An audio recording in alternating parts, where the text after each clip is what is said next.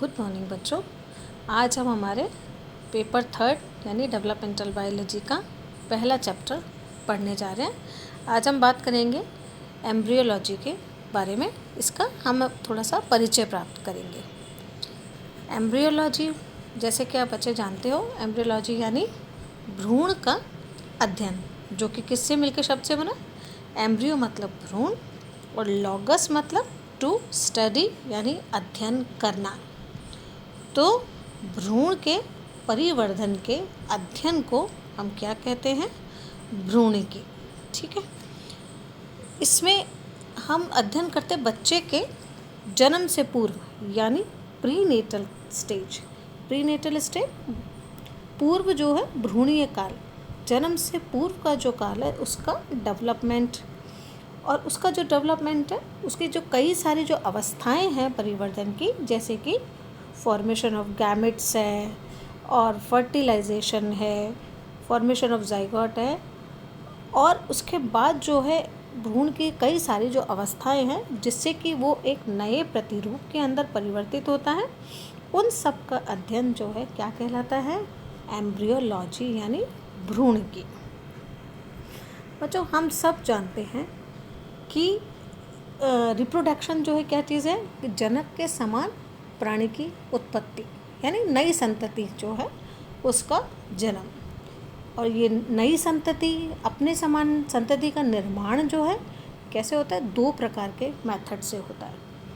एक मेथड है हमारा एसेक्सुअल रिप्रोडक्शन के द्वारा और दूसरा सेक्सुअल रिप्रोडक्शन के द्वारा। तो अगर भ्रूण का जो निर्माण है या परिवर्धन जो है एसेक्सुअल जो है जनन के द्वारा अगर होता है, जिसमें कि शामिल है कौन से? बर्ड्स है, जैसे मुकुलन है, खंडीभवन है, या फिर बीजाणु के द्वारा, तो इसको हम कह देते हैं ब्लास्टोजेनेसिस यानी कोरकोद भवन। और अगर भ्रूण का जो है डेवलपमेंट है, भ्रूण का परिवर्तन जो सेक्सुअल मेथड से है, जिसमें कि 2 गैमेट्स पाए जाते हैं, तो उसको हम कह देते हैं एम्ब्रियोजेनेसिस यानी भ्रूणोद्भव कह देते हैं हम इसको।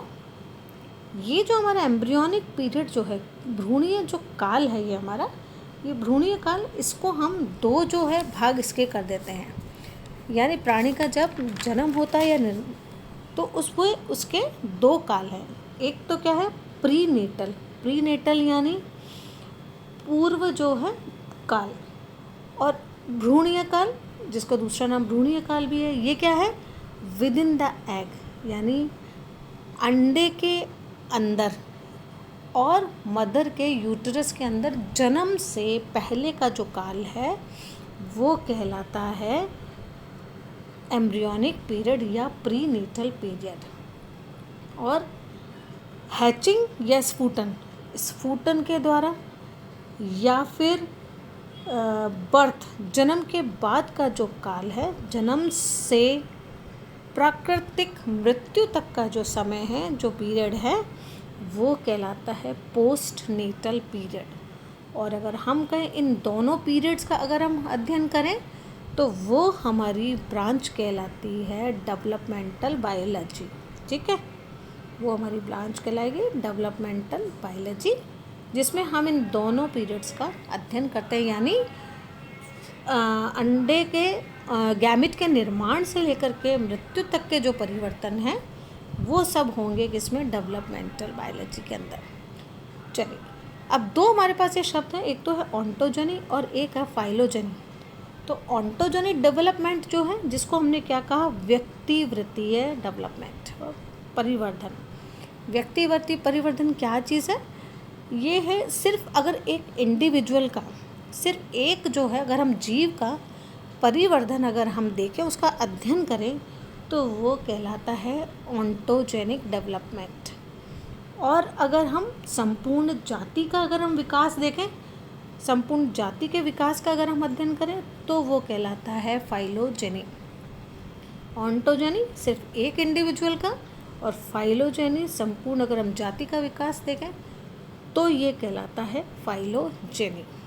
चलिए, अब प्राचीन समय से ही जो है क्या है, वैज्ञानिक भ्रूण के परिवर्धन की खोज को लेकर के बहुत सारे उत्सुक थे। उन्होंने कई सारे जो है इन्वेंशंस की, कई सारी खोजें की और कुछ एक जो है सिद्धांत दिए, जिनमें हम कुछ सिद्धांत के बारे में देख रहे हैं। एक थ्योरी दी गई, थ्योरी ऑफ प्री फॉर्मेशन, यानी पूर्व रचना सिद्धांत।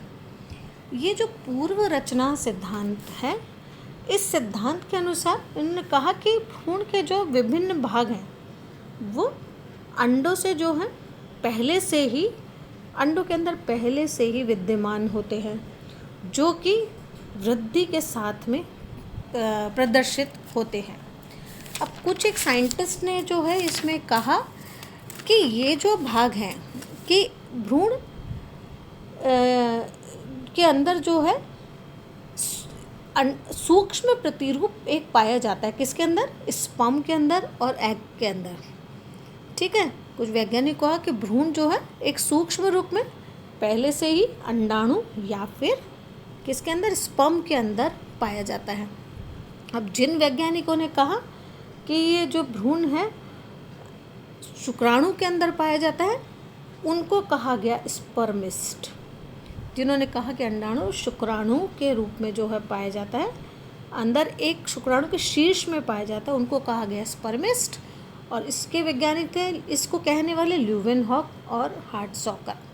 और ल्यूवेनहॉक ने इस जो है सूक्ष्म जो प्रतिरूप है उसको उन्होंने नाम दिया होमनक्यूलस और एनिमलक्यूले।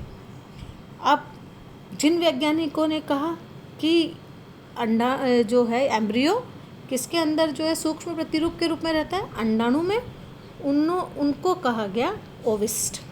ठीक है, जिन्होंने कहा स्पर्म के अंदर होता है स्पर्मिस्ट, और जिन्होंने कहा अंडाणु में, तो उनको कहा गया ओविस्ट, जिनमें कुछ वैज्ञानिक थे शामिल, मेलपीजी, स्पेलेंजनी और स्वैमडम। अब दूसरी थ्योरी एक और दी गई, थ्योरी ऑफ एपिजेनेसिस, यानी अनुजनन सिद्धांत। अनुजनन सिद्धांत, इसमें सबसे पहले जो किसने कहा, अरस्तु ने, अरिस्टोटल, जिनको कि हम भ्रूणिकी का पिता कहते हैं, फादर ऑफ एम्ब्रियोलॉजी। इन्होंने सबसे पहले जो एक सही जो है मैकेनिज़्म बताया, किसके लिए, भ्रूण के विकास के लिए। उन्होंने कहा कि जो एनिमल्स हैं, जो प्राणी हैं, वो एक जो है सिंगल सेल जिनके अंदर पाई जाती है, और ये जो सिंगल सेल है वो विभाजित होकर के कई सारे जो है आगे चल के टिश्यूज़ के अंदर डिफरेंशिएट हो जाती है, विभेदित हो जाती है, और ये सारे टिश्यूज़ मिल करके ऑर्गन्स का निर्माण करते हैं, और फिर ये मिल करके एक नए प्राणी का जो है निर्माण करते हैं। दूसरे एक और साइंटिस्ट हुए CF वॉल्फ। इन्होंने भी क्या किया, इसी सिद्धांत को बताया। उन्होंने कहा कि भ्रूण धीरे धीरे सरल प्रतिरूप से जटिल प्रतिरूप के अंदर परिवर्तित हो जाता है।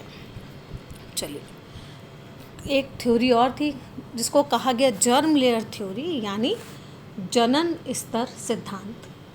जनन स्तर सिद्धांत ये जो है बेयर ने दी, और बेयर को जो है क्या कहा जाता है, आधुनिक भ्रूणिकी का पिता कहा जाता है बेयर को, जिन्होंने अंडाणु की भी खोज की।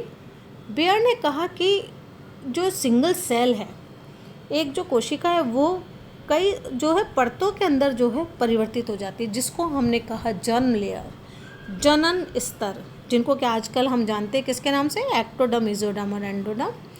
तो ये जो जनन स्तर हैं, ये जो शुरुआत के अंदर हैं अर्ली ऑर्गेनिज्म में, ये क्या करते हैं, डिवाइड हो जाते हैं, विभाजित हो जाते हैं, और विभाजित होकर के आगे चल के जो है ऑर्गेनिज्म का निर्माण कर लेते हैं।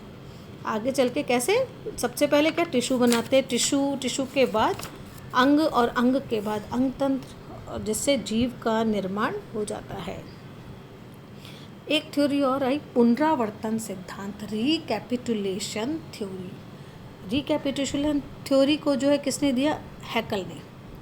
अर्नस्ट हैकल साइंटिस्ट थे जिन्होंने इस थ्योरी के बारे में बताया। उन्होंने कहा कि व्यक्तिवृत्त परिवर्धन जो है जातिवृत्त परिवर्धन को दोहराता है। उन्होंने कहा कि उच्च स्तर के जो प्राणी हैं वो अपने परिवर्धन के दौरान उन अवस्थाओं से गुजरते हैं जो निम्न स्तर के प्राणियों के वयस्क के समान होती है, जो कि उनके पूर्वज थे। जैसे कि अगर हम देखें कि फ़िश जो है, फिश किससे जो है रेस्पिरेशन करती है, उसके अंदर पाए जाते हैं क्या, गिल्स पाए जाते हैं। लेकिन अगर हम फिश से आगे चले उच्चतर जो है एनिमल की तरफ, एम्फीबिया की तरफ, तो देखेंगे कि उसका जो लार्वा था, फिश का जो लार्वा है वो उसके अंदर जो है श्वसन किससे होता है, गिल्स के द्वारा। लेकिन एम्फीबिया के जो लार्वा के अंदर होता है गिल्स के द्वारा, लेकिन जब वो एडल्ट पे परिवर्तित होता है तब जो है इसके गिल्स किसका स्थान ले लेते हैं, लंग्स का स्थान ले लेते हैं। तो ये व्यक्तिगत परिवर्तन जातिगत परिवर्तन को दोहराता है। अब हम बात करते हैं एम्ब्रियोलॉजी के जो मौलिक लक्षण हैं, जो बेसिक लक्षण हैं, उनके बारे में हम बात करते हैं। आप लोगों ने पहले थोड़ा बहुत पढ़ रखा है बच्चे कि एम्ब्रियोलॉजी को पढ़ने के लिए हमें एम्ब्रियो की जो है कई सारी जो है अवस्थाएं जो हैं उनको जो है हम देखते हैं। ये कई सारी घटनाएं हैं या अवस्थाएं हैं। सबसे पहले जो है कौन सी आती है, हमारी गैमेटोजेनेसिस। गैमेटोजेनेसिस यानी युग्मक जनन।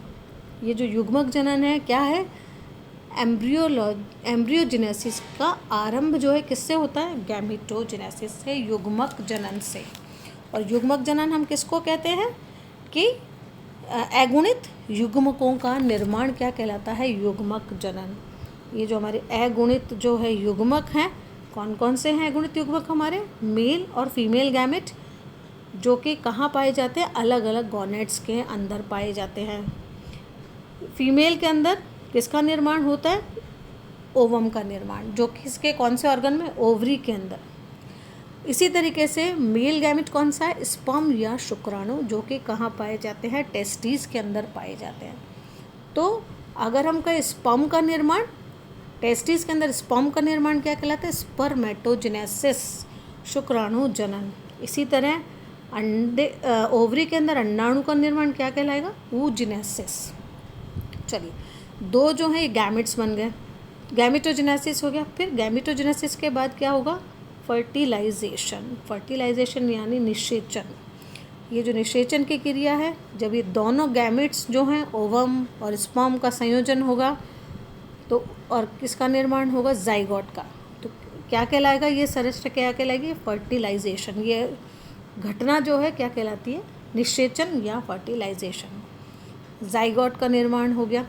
अब ये जाइगोट के अंदर जो है कई सारे क्या होते हैं, समसूत्री विभाजन होते हैं, जिनको कि हम क्या कह देते हैं, विदलन या क्लीवेज। तो क्लीवेज क्या है, जिसके कारण एक कोशिकीय जो जाइगोट है वो बहुकोशिकीय जटिल रचना के अंदर परिवर्तित होना शुरू होता है, जिसको हम कह देते हैं क्लीवेज या विदलन। क्लीवेज के बाद जो है अगली स्टेज क्या आएगी हमारी, ब्लास्टुलेशन। तो विदलन जब होएगा तो उसके फलस्वरूप जो है जो कोशिकाएं निर्मित होती हैं उनको हम क्या कह देते हैं, ब्लास्टोमियर। और वो जो संरचना है उसको हम कह देते हैं ब्लास्टूला। ठीक है, ब्लास्टूला के बाद अगली अवस्था हमारी कौन सी है, गैस्ट्रुलेशन।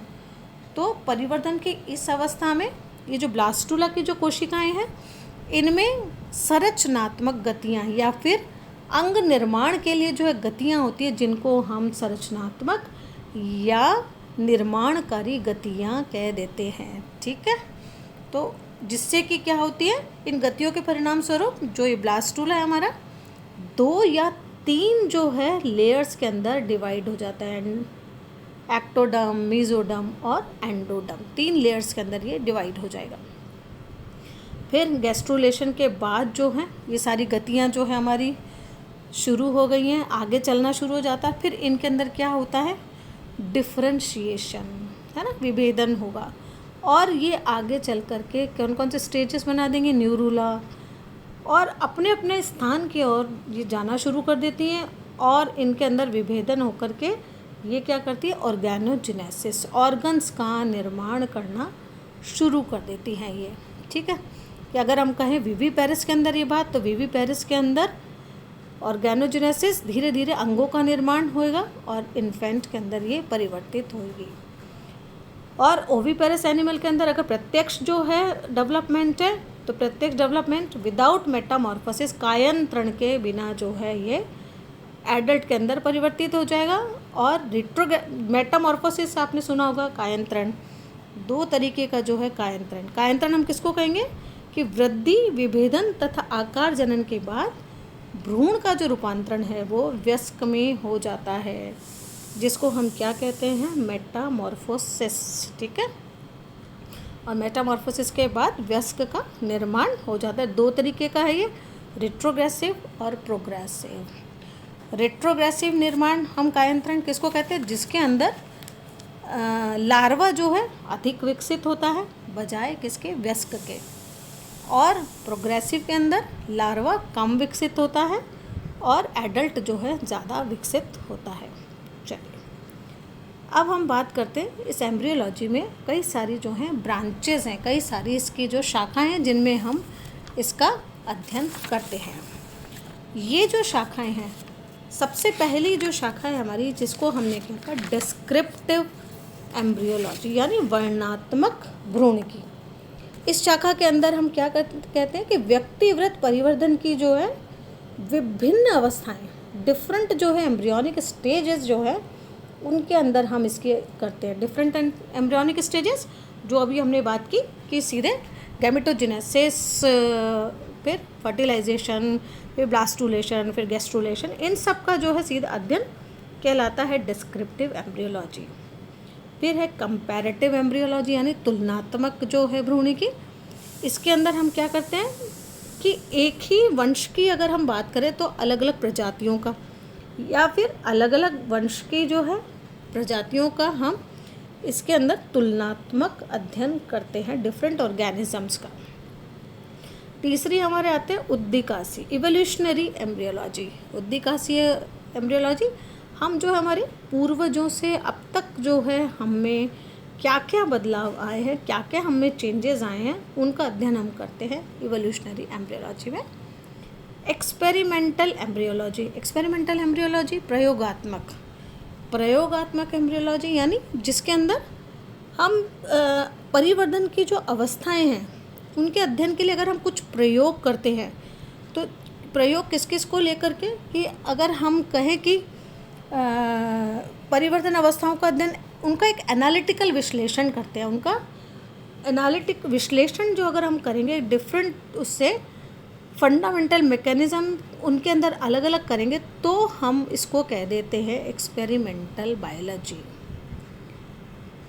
केमिकल एम्ब्रियोलॉजी यानी रसायन भ्रूणिकी। इस शाखा के अंदर हम क्या करते हैं कि परिवर्धित भ्रूण के जो विभिन्न जो पहलू हैं, विभिन्न जो उसके रूप हैं, विभिन्न जो उसकी अवस्थाएं, उनका आणविक स्तर पर अध्ययन करते हैं हम उसका आणविक स्तर पर। ये और कई सारी जो टेक्निक्स इसके अंदर जो यूज़ करते हैं हम, कि उसमें बायोकेमिकल भी है, जैव रसायन है, जैव भौतिकी है, या फिर कार्यकी जो है, इन सब जो है तकनीकी का इस्तेमाल करके हम भ्रूण के विभिन्न जो है पहलुओं का आणविक स्तर के ऊपर अध्ययन किया जाता है। टीरैटोलॉजी आप समझते हैं बच्चों, विकृति विज्ञान। विभिन्न प्रकार की जो है विकृतियां जब हो जाती है, यानी बर्थ डिफेक्ट्स, जन्मजात जो विकृतियां जो हैं, कभी आपने देखा होगा किसी के हाथ में, बच्चे के हाथ में 6 उंगलियां आ जाती हैं, 2 बच्चे मिले हुए होते हैं, सिर आपस में मिले हुए होते हैं। तो ये सारी जितनी भी जो बर्थ डिफेक्ट्स है, जन्मजात जो विकृतियां हैं, उनका जो है अध्ययन करते हैं हम टीरैटोलॉजी के अंदर, विकृति भ्रूणिकी के अंदर। फिर लास्ट में हमारी एक डेवलपमेंटल बायोलॉजी, परिवर्धन विज्ञान। जैसे कि हमने पहले भी कहा, परिवर्धन विज्ञान के अंदर यानी हमने जो है नॉट ओनली स्टडी एम्ब्रियोलॉजी, यानी शुरू का जो काल है, भ्रूण का जो निर्माण, भ्रूण के जन्म से पहले तक का ही काल नहीं, अपितु हम जो है बाद का काल तक भी अध्ययन करते हैं, जब तक कि मृत्यु तक जो है हम जितनी भी जो चीज़ें होती हैं उसका हम अध्ययन करते हैं। लेकिन इसके अलावा जो है इसके दौरान कितनी विभिन्न जो हैं घटनाएं अगर हमारे इसमें हो रही है, घटनाएं कई तरह की, जैसे कि कैंसर है, मेटामॉर्फोसिस है, या फिर पुनरुद्भवन है, टिश्यू रिपेयर है, इन सब चीज़ों का भी जो है, ऊतक मरम्मत है, इन सब चीज़ों का जो है हम अध्ययन करते हैं किसके अंदर, डेवलपमेंटल बायोलॉजी के अंदर। अब इस एम्ब्रियोलॉजी के जो है क्या उपयोग है, इसके अंदर क्या जो है हम इसके अंदर यूज़ इसका कर सकते हैं। हम जानते हैं कि आजकल जो है कई सारे रिप्रोडक्टिव हेल्थ इश्यूज़ होते हैं, कई सारी जो है बीमारियां जो हैं उससे जुड़ी हुई है हमारे इससे, जनन से लेकर रिप्रोडक्शन से लेकर के, तो उन सब की रिसर्च के लिए और उन सब की खोज करने के लिए हम जो है एम्ब्रियोलॉजी को जो है इस्तेमाल कर सकते हैं।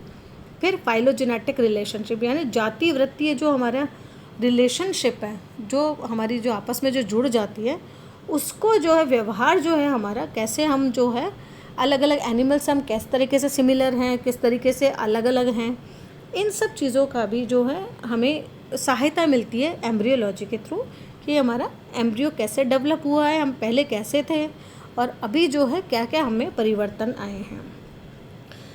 स्टेम सेल्स का नाम बच्चे लोगों आप लोगों ने आजकल सुना हुआ। स्टेम सेल्स कई सारी बीमारियों को जो है दूर करने में आजकल इनका बहुत ज़्यादा इस्तेमाल होता है। तो स्टेम सेल्स बहुत आजकल जो है बहुत ज़्यादा जो है रिसर्च की जो है टॉपिक है, जिसके अंदर हम कई सारी जो है बीमारियों को, जो घातक बीमारियाँ, उनको जो इलाज करने के लिए हम इन स्टेम सेल्स का उपयोग कर सकते हैं। फिर कई सारे जो है रिप्रोडक्टिव आउटकम्स, जैसे कि हमने बात की कि कई सारी जो है जनन से संबंधित जो भी हमारी कुछ बीमारियां हैं या कुछ और जो हमारी समस्याएं हैं, उनको समझने के लिए भी एम्ब्रियोलॉजी बहुत मदद होती है। Study of ageing process, ageing process अगर हम कहें, एजिंग हम किसको कहते हैं, जरणता, जैसे कि आयु या समय के साथ जीवों में होने वाले परिवर्तन। और कई सारे हमारे परिवर्तन होते हैं हमारी जो है लाइफ के अंदर, जैसे जैसे हम वृद्धावस्था की ओर चले जाते हैं, हमारे साथ कई सारी जो है बीमारियां जुड़ती चली जाती है, कई सारी बीमारियों का सामना हम करते हैं। तो उन सब का जो स्टडी है वो हम किस में कर सकते हैं, एम्ब्रियोलॉजी के अंदर। फिर और भी कई सारी चीज़ें कि हमारी प्रीनेटल, आजकल जो है जो ये बर्थ डिफेक्ट्स जो होते हैं बच्चों के अंदर, जो कई सारी असामान्य जो बातें होती हैं, विकृतियाँ जो होती हैं, उनका जो है हम पहले से ही अगर हम पता लगा लेते हैं और फिर उनका उपचार जो है संभव हो सकता है किसके द्वारा, एम्ब्रियोलॉजी के अध्ययन के द्वारा हो सकते हैं, जिसको हम क्या कहते हैं, टेराटोजेनेसिस। और हम जो है कई सारे जो बच्चे जो बहुत जल्दी जो है मृत्यु अगर उनकी हो जाती है, तो हम उस जो है मृत्यु को जो है रोक पाते हैं अगर हमें उनका पहले से ही पता चल जाता है।